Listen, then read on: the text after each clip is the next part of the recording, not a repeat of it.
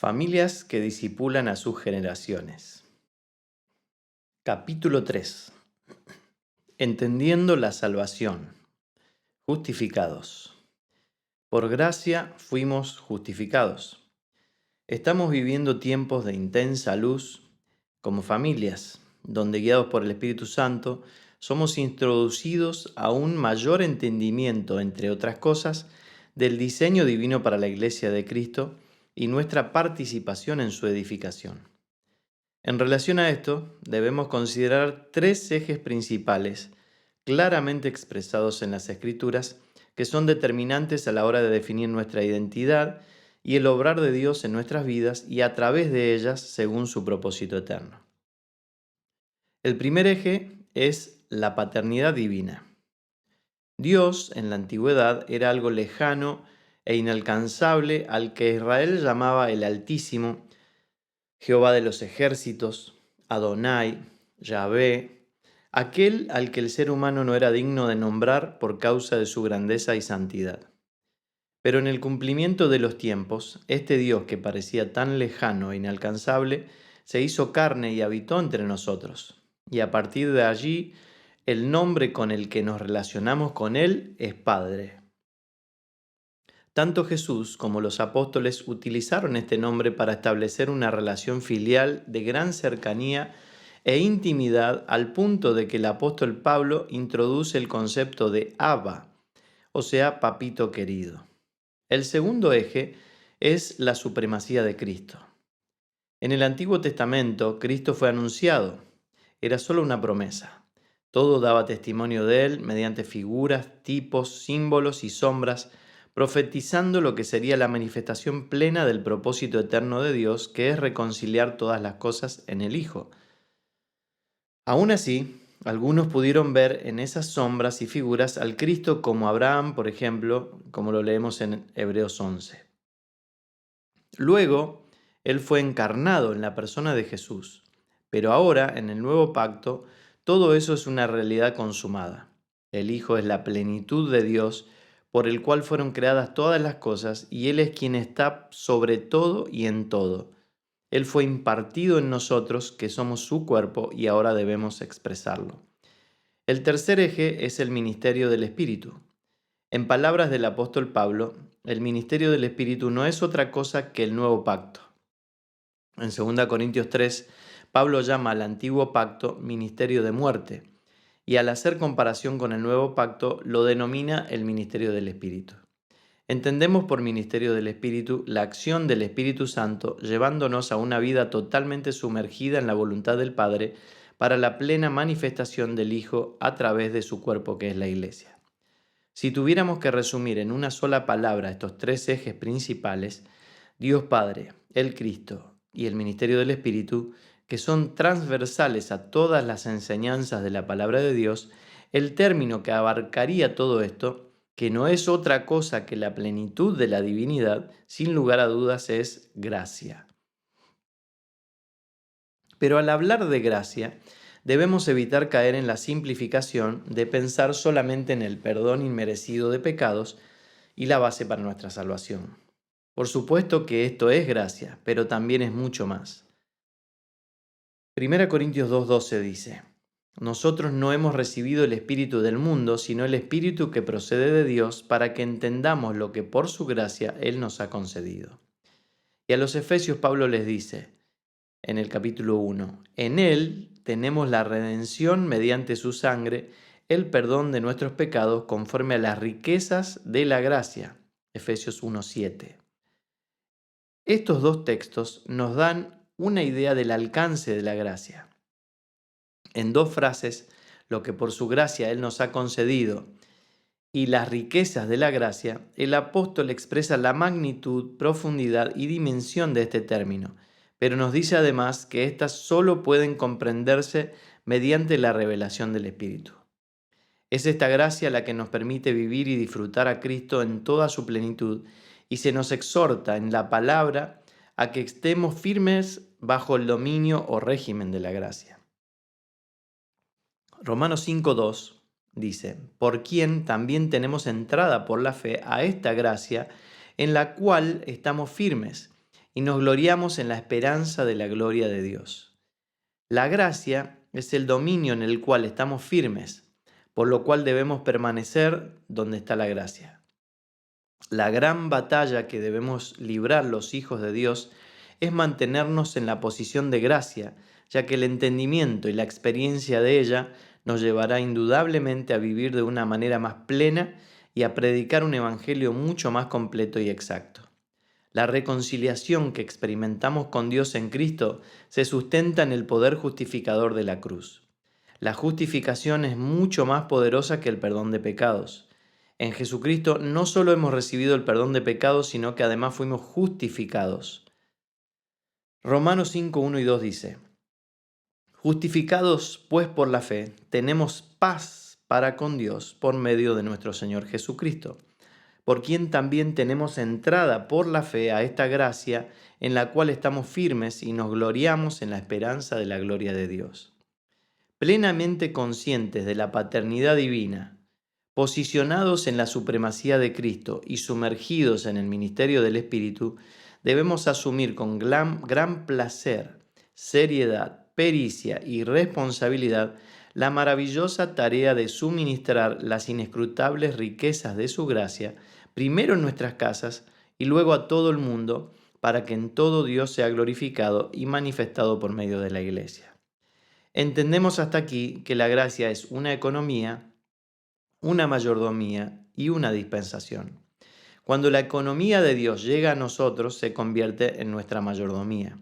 Cuando llevamos a cabo nuestra mayordomía al impartir a Cristo en las personas, la mayordomía se convierte en una dispensación, por la cual Dios se imparte en ellas. Se nos ha confiado algo extremadamente glorioso, que es la gracia divina, y nosotros debemos ser fieles administradores de su gracia. Justificados por gracia. Una de las verdades más poderosas del Evangelio y que nos enseña con total claridad la Biblia es que por gracia fuimos salvos. Porque por gracia ustedes han sido salvados mediante la fe. Esto no procede de ustedes, sino que es el regalo de Dios, no por obras para que nadie se jacte, dice Efesios capítulo 2 versículos 8 y 9. Esta salvación se puede ver o estudiar desde varios aspectos. El aspecto de la salvación relacionado con la naturaleza gobernante es lo que llamamos regeneración. Es la nueva vida en Cristo o el nuevo nacimiento que nos brinda una naturaleza divina, la cual nos hace aptos para ser la habitación del Espíritu Santo. Por otra parte, el aspecto legal de la salvación relacionado con nuestra posición ante Dios es la justificación. Las Escrituras enseñan que el primer humano está condenado por causa de la naturaleza pecaminosa heredada de Adán. Las Escrituras nos enseñan que el ser humano está condenado por la naturaleza pecaminosa heredada de Adán y que por medio de la sangre de Cristo somos absueltos de nuestra culpa y hallados justos ante Dios, porque la deuda quedó ya cancelada. La justificación es la posición en Cristo que nos permite acceder al Padre y nos libra de toda condenación. La reconciliación se sustenta en el poder justificador de la cruz. La justificación es mucho más poderosa que el perdón de pecados. En Jesucristo no solo hemos recibido el perdón de pecados, sino que además fuimos justificados. Justificados pues por la fe, tenemos paz para con Dios por medio de nuestro Señor Jesucristo, por quien también tenemos entrada por la fe a esta gracia, en la cual estamos firmes y nos gloriamos en la esperanza de la gloria de Dios. Tito 3, versículos 4 al 7, Pablo dice: Pero cuando se manifestó la bondad de Dios nuestro Salvador y su amor para con los hombres, nos salvó, no por obras de justicia que nosotros hubiéramos hecho, sino por su misericordia, por el lavamiento de la regeneración y por la renovación en el Espíritu Santo, el cual derramó en nosotros abundantemente por Jesucristo nuestro Salvador, para que justificados por su gracia viniésemos a ser herederos conforme a la esperanza de la vida eterna. ¿Qué produce la justificación? Romanos 1, versículos 1 al 17, nos dice Pablo. Pablo, siervo de Cristo Jesús, llamado a ser apóstol, apartado para anunciar el Evangelio de Dios, que por medio de sus profetas ya había prometido en las Sagradas Escrituras. Este Evangelio habla de su Hijo, que según la naturaleza humana era descendiente de David, pero que según el Espíritu de Santidad fue designado con poder Hijo de Dios por la resurrección. Él es Jesucristo nuestro Señor. Por medio de Él y en honor a su nombre, recibimos el don apostólico para persuadir a todas las naciones que obedezcan a la fe. Entre ellas están incluidos también ustedes, a quienes Jesucristo ha llamado. Les escribo a todos ustedes, los amados de Dios, que están en Roma, que han sido llamados a ser santos, que nuestro Dios Padre y el Señor Jesucristo les concedan gracia y paz. En primer lugar, doy gracias a mi Dios por medio de Jesucristo por todos ustedes, pues en el mundo entero se habla bien de su fe. Dios, a quien sirvo de corazón, predicando el Evangelio de su Hijo, me es testigo de que los recuerdo a ustedes sin cesar. Siempre pido en mis oraciones que, si es voluntad de Dios, por fin se me abra ahora el camino para ir a visitarlos. Tengo muchos deseos de verlos para impartirles algún don espiritual que los fortalezca. Mejor dicho, para que unos a otros nos animemos con la fe que compartimos.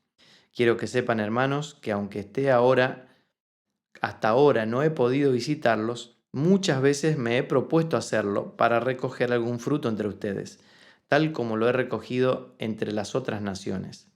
Estoy en deuda con todos, sean cultos o incultos, instruidos o ignorantes. De allí mi gran anhelo de predicarles el Evangelio. También a ustedes que están en Roma. A la verdad no me avergüenzo del Evangelio, pues es el poder de Dios para salvación de todos los que creen, de los judíos primeramente, pero también de los gentiles. De hecho, en el Evangelio se revela la justicia que proviene de Dios, la cual es por la fe, de principio a fin, tal como está escrito: el justo por la fe vivirá. A partir del verso 14, Pablo trata un tema central en cuanto al Evangelio de Dios. Define al Evangelio como la justicia que proviene de Dios. Hay en este texto algunas expresiones bien interesantes que son dignas de destacar. Estoy en deuda con todos. Todos aquellos que hemos recibido por gracia la justificación debemos entender y sentir esta responsabilidad hacia toda la humanidad. De allí mi gran anhelo de predicarles el Evangelio, dice Pablo.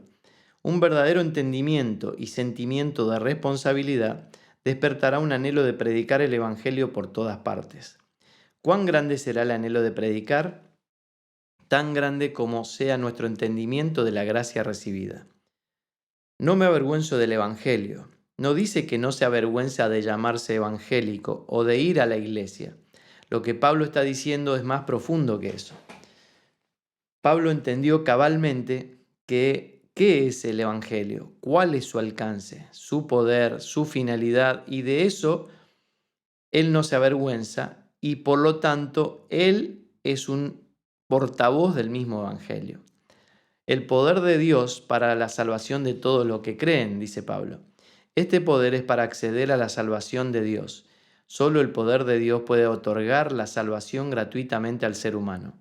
Este poder es para comprender el alcance de la salvación de Dios. Solo el poder de Dios manifestado en la revelación del Espíritu puede despertar nuestro entendimiento. Este poder es el fundamento de nuestra salvación. Para dar vida a un muerto se necesita un gran poder. Este poder es la acción de la gracia de Dios sobre las personas, llevándolas al arrepentimiento y el sometimiento a la verdad del Evangelio. ¿Justificados de qué? Ciertamente la ira de Dios viene revelándose desde el cielo contra toda impiedad e injusticia de los seres humanos, que con su maldad obstruyen la verdad, dice Romanos 1:18. Aquí podemos notar claramente que la impiedad, la injusticia y la maldad se oponen a la verdad y la obstruyen. No permiten el avance de la verdad de Dios. Habla de la naturaleza del ser humano. Romanos 5:12 dice: por medio de un solo hombre el pecado entró en el mundo, y por medio del pecado entró la muerte, Fue así como la muerte pasó a toda la humanidad porque todos pecaron. Este versículo 12 es de vital importancia para entender la justificación. Como ya lo vimos un poco en el primer capítulo, el pecado de Adán de salirse del diseño e independizarse de Dios no fue solo el pecado de un hombre, sino que afectó a toda la raza humana. No solo recibimos la naturaleza pecadora, sino su consecuencia inmediata, que es la muerte. No somos pecadores por quebrantar un mandato, sino por la naturaleza que recibimos de Adán. El Evangelio es la respuesta de Dios ante esa injusticia del hombre que trae como naturaleza desde Adán. El Evangelio ofrece un cambio de naturaleza. Eso nos lleva a entender que la santidad que se espera de nosotros en el nuevo pacto no es como la santidad que provee y es propia de la ley, las exigencias externas de lo bueno y lo malo, sino la que se provee por medio de la misma naturaleza de Dios. De esta manera alcanzamos santidad cuando damos a conocer la vida del ser espiritual y nos despojamos de las apariencias superficiales del viejo hombre. Mientras la ley nos dice, has mentido, eres pecador, la gracia nos dice, ese no eres tú, ya no tienes que caminar en esclavitud, despójate del pecado y camina en la verdad de la vida de Cristo. En Romanos capítulos 1 y 2 se define claramente. Número 1, el Evangelio de Dios se trata de Jesucristo. Número 2, el Evangelio de Dios nos genera una deuda, una responsabilidad.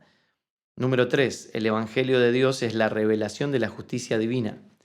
Número 4, el Evangelio de Dios es la respuesta divina a la perdición de la humanidad. Número 5, el Evangelio de Dios no nos pone en lugar de jueces. Número 6, el Evangelio de Dios tiene que ver con el interior del hombre. Y número 7, el Evangelio de Dios es la respuesta para el gentil y para el judío. Justificación y justicia invadiéndolo todo. La gracia de Dios es un sistema legislativo de muy alta complejidad y la cruz de Cristo, la manifestación de un sistema de justicia también altamente complejo. La ley de Moisés era tan compleja que la nación de Israel necesitaba contar con maestros de la ley. Ese puesto no podía ser elegido por cualquier persona que lo pudiera simplemente desear, sino que solo unos pocos podían acceder y ser favorecidos a esta tan honorable función. Pero hoy, por la verdad presente, la gracia de Dios es aún más compleja y misteriosa, de tal manera que su comprensión solo puede darse por la revelación del Espíritu a través de la mente de Cristo en nosotros. De ahí que la gracia resulte un sistema legislativo vivo y eterno que contiene los parámetros del reino de Dios, al cual Santiago llama la ley de la libertad. Por todo esto, la muerte de Cristo en la cruz no fue solo un acto de misericordia, sino que respondió y responde a un complejo sistema legal que el hombre natural no puede comprender y lo llama locura. Cuando la justicia eterna que se da a conocer en la cruz de Cristo invade todo nuestro ser, entonces se desmantela toda justicia humana y personal para dar a conocer en vida la soberanía de Dios expresada desde la naturaleza de Cristo en nosotros. Así entonces, cuando la justicia humana es desmantelada, dejamos una geografía para acceder a otra. Estamos en el mundo en cuanto al cuerpo y el alma, pero nuestra geografía es Cristo. El apóstol Pablo lo expresa a los filipenses y esto es digno de verlo con atención. Filipenses 3:8 dice, y aún más considero como pérdida todas las cosas en comparación con lo incomparable que es conocer a Cristo Jesús mi Señor. Por su causa lo he perdido todo y lo tengo por basura a fin de ganar a Cristo y ser hallado en Él sin pretender una justicia mía, derivada de la ley, sino la que es por la fe en Cristo, la justicia que proviene de Dios por la fe. Anhelo conocerlo a Él y el poder de su resurrección y participar en sus padecimientos para ser semejante a Él en su muerte. Filipenses 3:8 al 10. Cuando nos aferramos a nuestra propia justicia, a lo que nos puede parecer bien o mal, lo que expresamos y consideramos que es justo no nos permite expresar la justicia de la cruz, sino que lo que consigue es hacernos permanecer fuera de él. Así, cuando somos expuestos a la verdad expresada por el Evangelio que anuncia la cruz de Cristo, somos quitados de toda estructura y sistema de justicia humana para vivir bajo la nueva y eterna justicia del Hijo de Dios. Observemos que si alguien nos golpea, muchas reacciones pueden desatarse de acuerdo a los instintos del alma. Gritos, quejas o reclamos, retribuir en igual o mayor fuerza el golpe recibido, denunciar y reclamar legalmente por lo acontecido, acciones premeditadas de venganza. Romanos 3, 21 al 23 dice: pero ahora, tal como se prometió tiempo atrás en los escritos de Moisés y de los profetas, Dios nos ha mostrado cómo podemos ser justos ante Él sin cumplir con las exigencias de la ley. Dios nos hace justos a sus ojos cuando ponemos nuestra fe en Jesucristo. Y eso es verdad para todo el que cree, sea quien fuere. Beneficios y responsabilidades de la justicia de Dios. Nuestra justificación en la cruz de Cristo nos introduce a la justicia de Dios, su gobierno y señorío. Todo sistema de justicia nos asegura derechos o beneficios y nos exige responsabilidades u obligaciones. Las responsabilidades de la justicia de Dios de ninguna manera serán sobre nosotros imposiciones externas que intenten obtener conductas correctas de nuestras fuerzas. Debemos recordar que el sacrificio de Cristo nos tomó débiles y cortos. En el nuevo pacto se nos otorga algo mucho más extraordinario.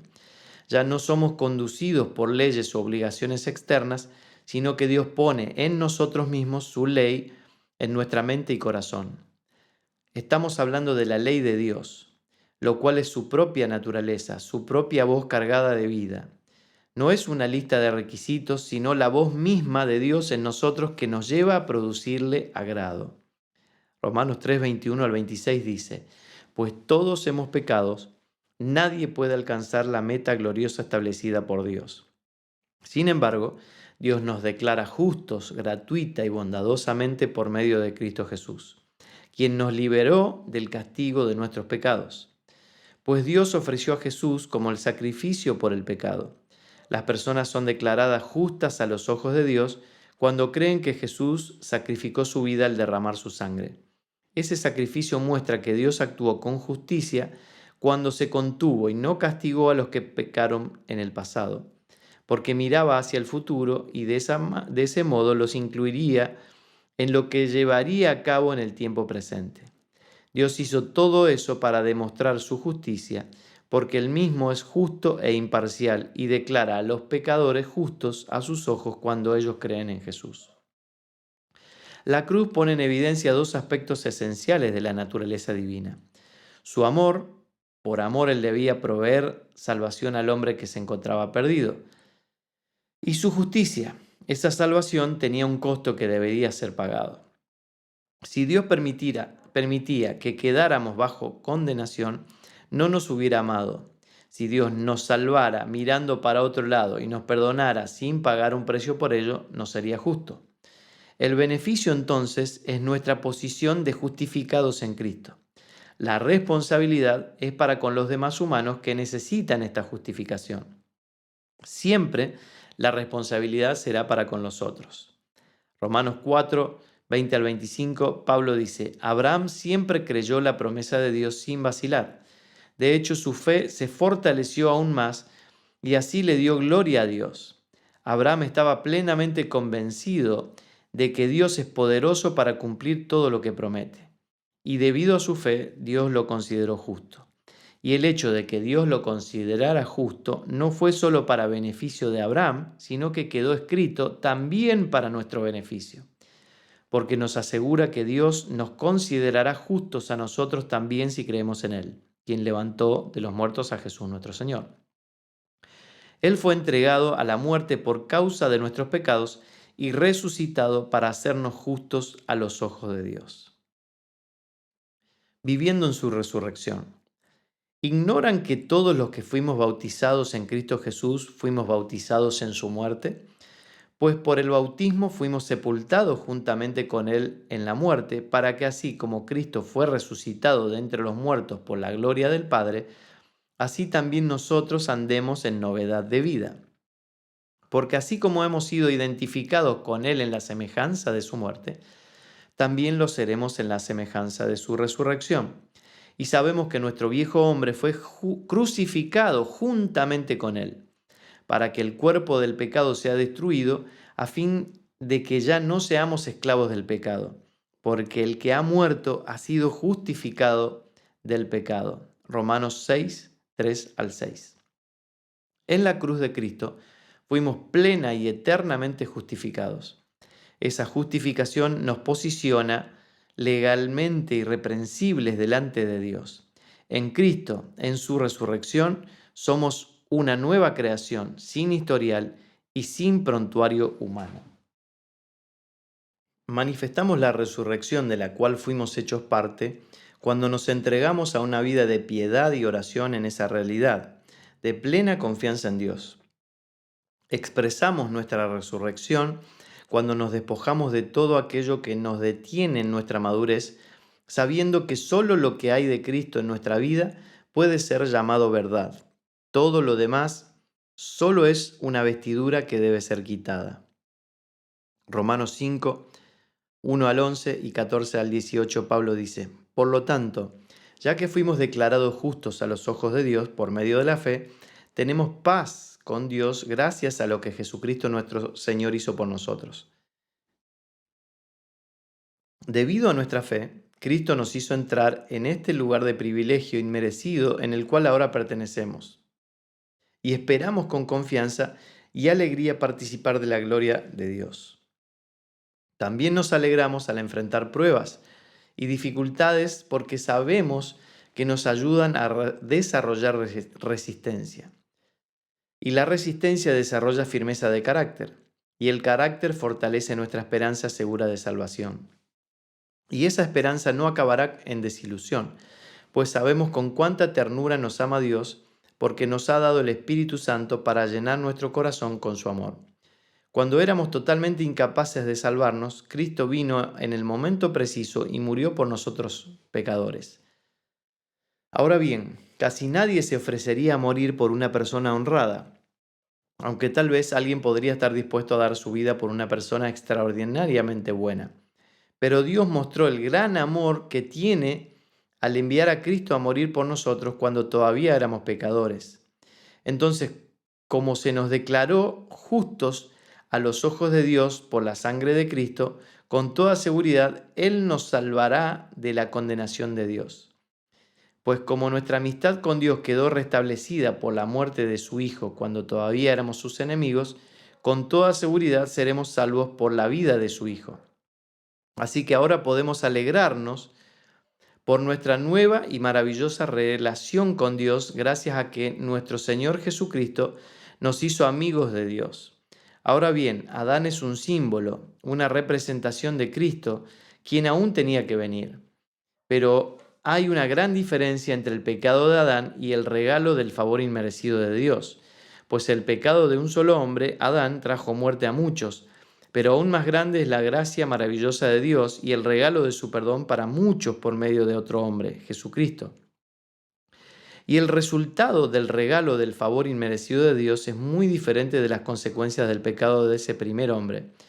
Pues el pecado de Adán llevó a la condenación, pero el regalo de Dios nos lleva a ser declarados justos a los ojos de Dios a pesar de que somos culpables de muchos pecados. Pues el pecado de un solo hombre hizo que la muerte reinara sobre muchos, pero aún más grande es la maravillosa gracia de Dios y el regalo de su justicia, porque todos los que lo reciben vivirán en victoria sobre el pecado y la muerte por medio de un solo hombre, Jesucristo. Así es, un solo pecado de Adán trae condenación para todos, pero un solo acto de justicia de Cristo trae una relación correcta con Dios y vida nueva para todos. Por uno solo que desobedeció a Dios, muchos pasaron a ser pecadores, pero por uno solo que obedeció a Dios, muchos serán declarados justos. Justificación y necesidades básicas humanas. Por lo tanto, ya que fuimos declarados justos a los ojos de Dios por medio de la fe, tenemos paz con Dios gracias a lo que Jesucristo nuestro Señor hizo por nosotros. Debido a nuestra fe, Cristo nos hizo entrar en este lugar de privilegio inmerecido en el cual ahora permanecemos y esperamos con confianza y alegría participar de la gloria de Dios. Romanos 5, 1 y 2. Pablo demuestra que es mediante la justificación que tenemos algunas cosas elementales para el ser humano. Número 1, tenemos paz. La justificación nos coloca en una posición de paz ante Dios. Toda deuda fue saldada, estamos absueltos, libres de culpa y cargo. El estar en paz con Dios produce paz interior, con nosotros mismos. Al estar en paz con nosotros mismos, podremos estar en paz con los demás. Número 2, tenemos acceso. La palabra griega que se usa para acceso es prosagogüe. Es una palabra que sugiere dos imágenes. Por un lado, es la palabra corriente para introducir a una persona en la presencia de la realeza. También se usa para el adorador que se acerca a Dios. Es como si Pablo dijera, Jesús nos introduce a la presencia de Dios mismo. Nos abre la puerta de acceso a la presencia del Rey de Reyes. Y cuando se abre esa puerta, lo que encontramos es la gracia, no condenación, ni juicio, ni venganza, sino la maravillosa, inmerecida e increíble bondad de Dios. Por otro lado, es la palabra para el lugar donde atracan los barcos, puerto o muelle. En este sentido, quiere decir que mientras tratemos de depender de nuestros propios esfuerzos, nos encontraremos presos de las tempestades. Pero ahora que hemos oído la palabra de Cristo, hemos llegado al puerto de la gracia de Dios y conocemos la calma que viene de depender no de lo que podemos hacer por nosotros mismos, sino de lo que Dios ha hecho por nosotros. Gracias a Jesús, tenemos entrada a la presencia del Rey de Reyes y al puerto de la gracia de Dios. Y número 3, tenemos esperanza. Hay esperanza de alcanzar y vivir todo lo que Dios tiene para nosotros en Cristo. En la gracia no falta nada. Estas tres cosas las tenemos en abundancia por la gracia. La gracia siempre es mayor que el pecado. Eso nos hace responsables. No podemos mirar para otro lado. Las demás personas sin Cristo no tienen ninguna de estas tres cosas. La gracia es un don que se recibe, es un ámbito donde se vive y una vida que se imparte. En la gracia todo está resuelto, todo fue consumado. Hay paz y acceso a Dios, hay esperanza de alcanzar y vivir todo lo que Dios tiene para nosotros. En la gracia no falta nada. Juan 1:16 dice, de su plenitud todos hemos recibido gracia sobre gracia. Colosenses 2:9 y 10, Pablo nos recuerda, pues en Cristo habita toda la plenitud de Dios en un cuerpo humano, de modo que ustedes también están completos mediante la unión con Cristo, quien es la cabeza de todo gobernante y toda autoridad. La gracia es Cristo.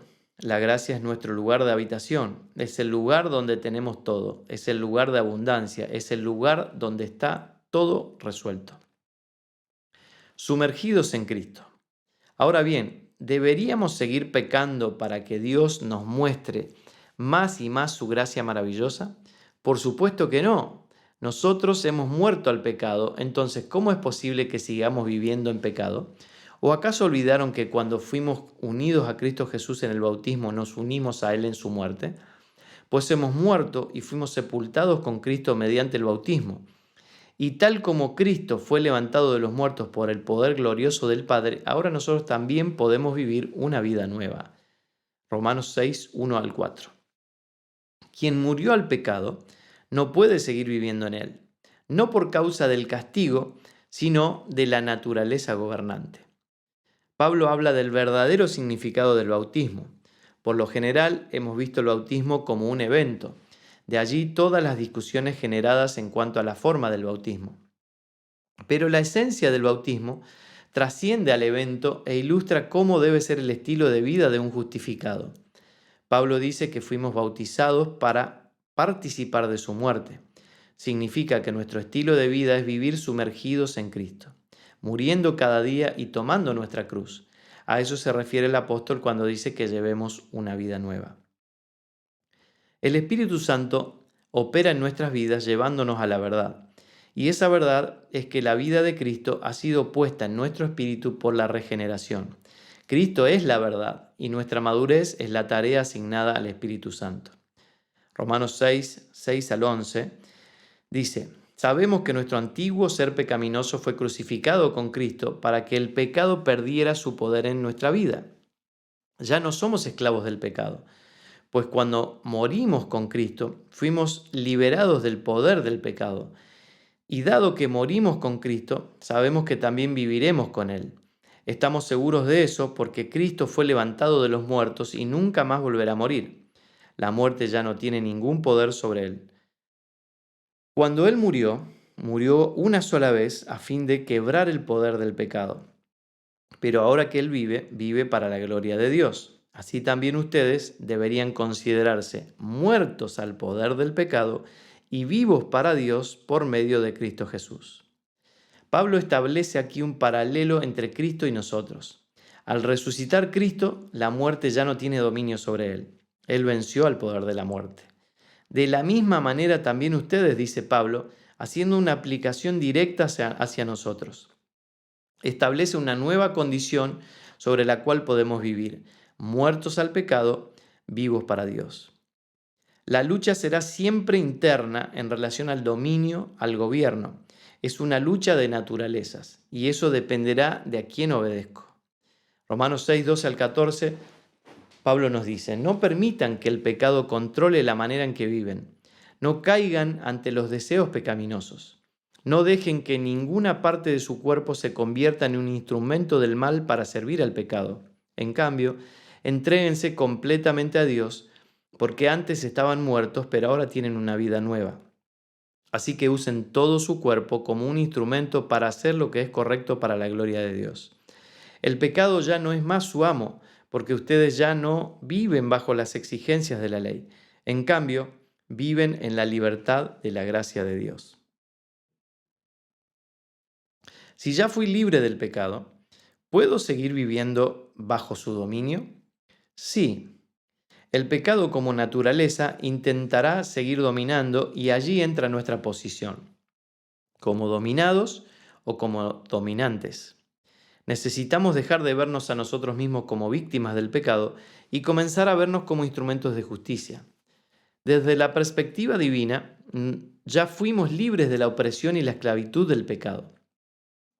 Pero desde el aspecto práctico y a causa de nuestra humanidad, seremos esclavos de aquello que obedecemos. En el mismo capítulo 6 de Romanos, versos 18 al 19, dice: ahora son libres de la esclavitud del pecado y se han hecho esclavos de la vida recta. Uso la ilustración de la esclavitud para ayudarlos a entender todo esto, porque la naturaleza humana de ustedes es débil. En el pasado se dejaron esclavizar por la impureza y el desenfreno, lo cual los hundió aún más en el pecado. Ahora deben entregarse como esclavos a la vida recta para llegar a ser santos. La realidad sobre la cual nosotros nos debemos basar es que ya hemos sido librados del pecado y su poder ahora somos esclavos de la justicia. En la práctica, esto significa que antes vivíamos en impureza que conduce a la maldad y ahora vivimos en justicia que lleva a la santidad. Pues la paga que deja el pecado es la muerte, pero el regalo que Dios da es la vida eterna por medio de Cristo Jesús nuestro Señor. Romanos 6, 23. Pablo termina este capítulo 6 con una sentencia tremendamente seria y definitoria. La paga del pecado es muerte. El vivir en pecado es caro, se paga siempre con creces. Por otro lado, tenemos la dádiva de Dios, el don de Dios, la gracia de Dios, el regalo de Dios. Nunca es una paga, es pura gracia y bondad y conduce a la vida eterna. Esa vida eterna solo se encuentra en Cristo, nunca es fuera de Él. No es una cuestión de qué doctrinas creemos, es una cuestión de dónde estamos posicionados. Entendamos como familia y trabajemos para multiplicarlo en las generaciones, que la gracia es un don que se recibe, un ámbito donde se vive y una vida que se imparte. Por eso es de vital importancia entenderlo en casa como familias.